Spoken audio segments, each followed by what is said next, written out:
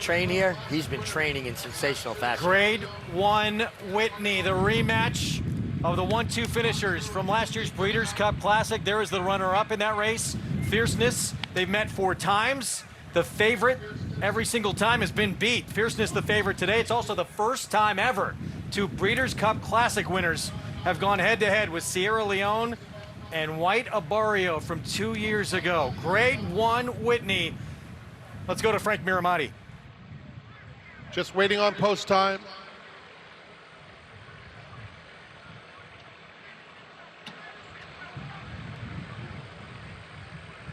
The gray walking in.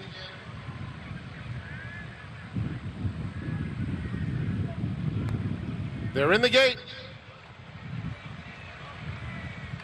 And they're off in the 98th running of the Whitney. And Fierceness did break very alertly, but Mama's Gold is sprinting up to take the early lead. On the inside, Highland Falls comes away in second. Fierceness in the clear, just in front of White Abarrio. And on the outside of them, Contrary Thinking is moving up to ensure an even faster pace. It's another 2 back to Skippy Longstocking, who's well off them this afternoon. Post time, Disarm, and Sierra Leone. 23-4 for these 2 long shots. Contrary Thinking on the outside, and Mama's Gold. They've pulled 8 lengths clear. Hall of Famer John Velasquez has Fierceness getting a beautiful trip in third, and White Abarrio a length behind him, as is Highland Falls down at the rail. Post time, Skippy Longstocking next to one another. Disarm is going for an early bid, hugging the rail, and Sierra Leone continues to amble along at the back through a half in 47 seconds flat. Mama's Gold opens up a few now on Contrary Thinking, who is dropping back. Now on the outside, moving into contention, is Fierceness after a huge early bid from Skippy Longstocking. That was a sudden move. He went to battle. Fierceness takes control though and moves right by him. And Sierra Leone is starting to rev up. He is right behind White Abarrio as the field turns for home. Fierceness is the one to catch. He has a 3-length lead. Sierra Leone down the center of the track is coming with powerful strides, and Highland Falls is in there too, but it's Sierra Leone who takes the lead from last to first. Highland Falls trying his best. Sierra Leone has won the Whitney. Highland Falls was second, Disarm finished third, White Abarrio was fourth. Chad Brown and Sierra Leone do it again to Fierceness. Powerful finish down the stretch. That was a thrilling race, and it almost brings back the test. Sierra Leone got a great ride. He broke a little bit slowly, but Flavien saved ground. He moved inside of horses, he moved out, and he got the job done. That was a race that lived up to the billing. Saved all the ground on the first turn, saved as much as he could on the second turn, but once you get a horse like this in gear, you don't want to get him stopped. So he got him in the clear, and he came with powerful strides, like Frank Miramati said. Terrific call. In Sierra Leone's defense, they didn't go that fast. This was not the meltdown that he got in the Breeders' Cup Classic. To me, this is the best race he's ever run, and I think this was a better race than he ran in the Classic. But I would also say sometimes pace is important, and sometimes it's race dynamics. And look at the test. The pace wasn't that fast, but the race fell apart.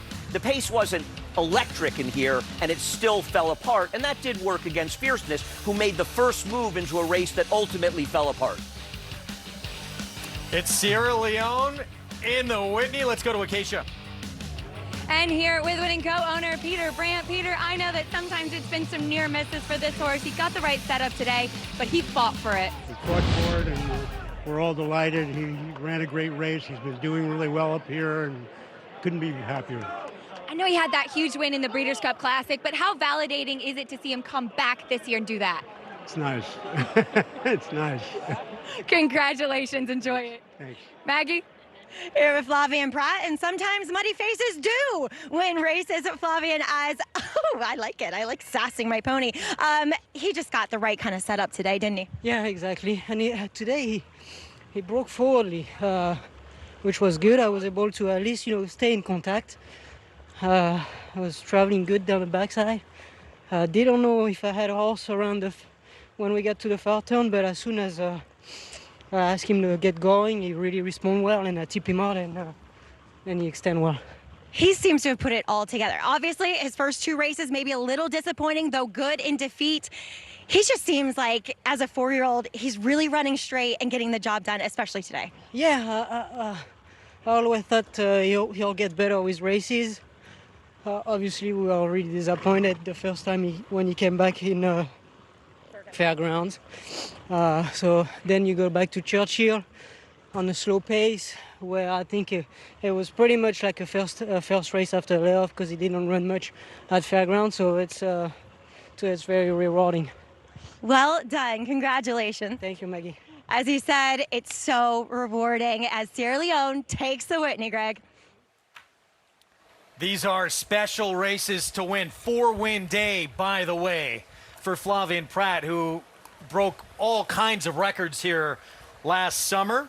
3 cheers to the breeder from our friends at Three Chimneys, where dreams are born, bred by Debbie Oxley. And this horse, Andy, looks like he has just come back bigger, stronger, and certainly more focused. No question about it. It also lays to rest the idea that he doesn't like Saratoga.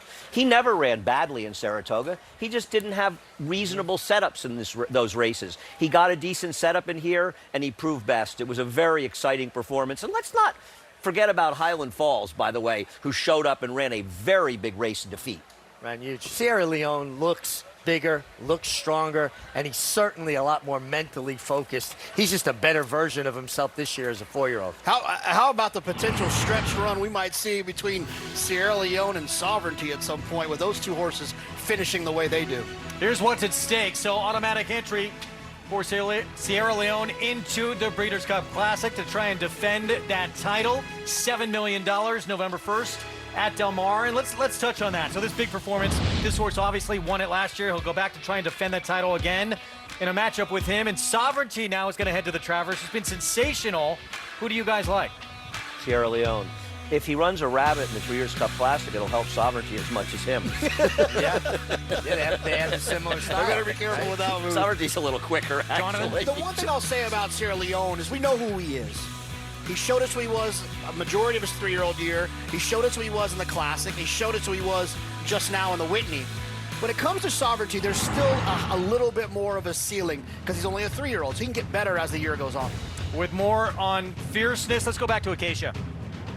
I did get a chance to catch up with his trainer, Todd Pletcher, after he spoke to rider John Velasquez and asked what his thoughts on the trip for fierceness were. And he said that Johnny felt that had a bit of a wide trip, maybe not exactly in the most comfortable position. He did say that he felt he got a little bit sideswiped by the pace setter, contrary thinking when he was backing up.